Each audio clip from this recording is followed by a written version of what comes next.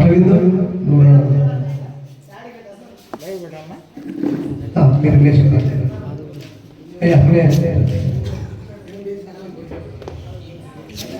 ఎందుకంటే పాత వారిని కొత్త వారిని భేదాలు లేకుండా ఏ వీడియో దొరికితే ఆ వీడియో క్వాలిటీ ఉన్నా ఆ వీడియోలో క్వాలిటీ ఉన్నా లేకపోయినా పాపం దాన్ని ఎంతో సర్చింగ్ చేసి ఆ వీడియోను క్యాప్చరింగ్ చేసుకుని ఆ వీడియో నుంచి ఎంతో దాన్ని బ్రైట్నెస్ పెంచి ఎంత కష్టపడతాడో ఎడిటింగ్ విషయంలో. అరవింద్ ఎవరు అని కొంతమంది అడుగుతారు. అరవింద్ అంటే ఎవరు? అరవింద్ రావణకోన అరవింద్ అంటే రావణకోన చిన్న చంద్రుడు కుమారుడు, చిన్న కొడుకు. ఎందుకంటే చిన్న చంద్రుడు చంద్రన్న కొడుకు అరవింద్.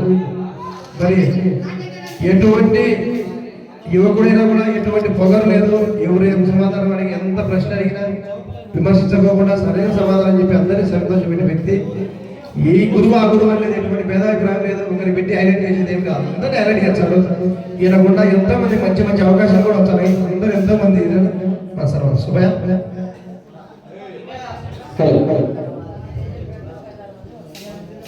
అరవింద్ అంటే నాకు అమితమైన ప్రారంభం.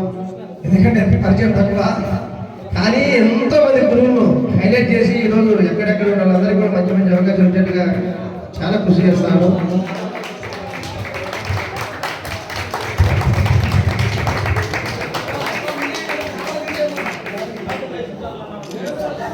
ఇంకా ఎవరైనా అవగాహన లేకుంటే రాక్ ఎంటర్టైన్మెంట్స్ ఫేస్బుక్ లో కానీ యూట్యూబ్ లో కానీ ఇన్స్టాలో కానీ 3 ఛానల్లో 3 వ్యాపారంగా రాక్ అంటే ఎంతో గొప్ప పేరుంది.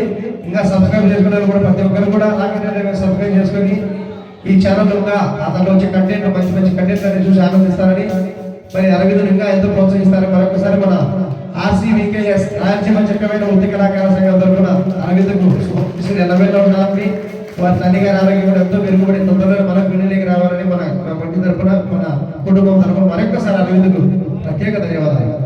అలాగే మన కమిటీ మనం చేసేది అయితే 20% అయితే మన అరవింద్ వచ్చేసి 80%. దాని ద్వారానే మన కమిటీ ప్రజల్లో కూడా వీడియోలు ఎంతమంది ఆర్కే ఎంటర్టైనర్స్ అదే కదా రాక్ ఎంటర్టైనర్స్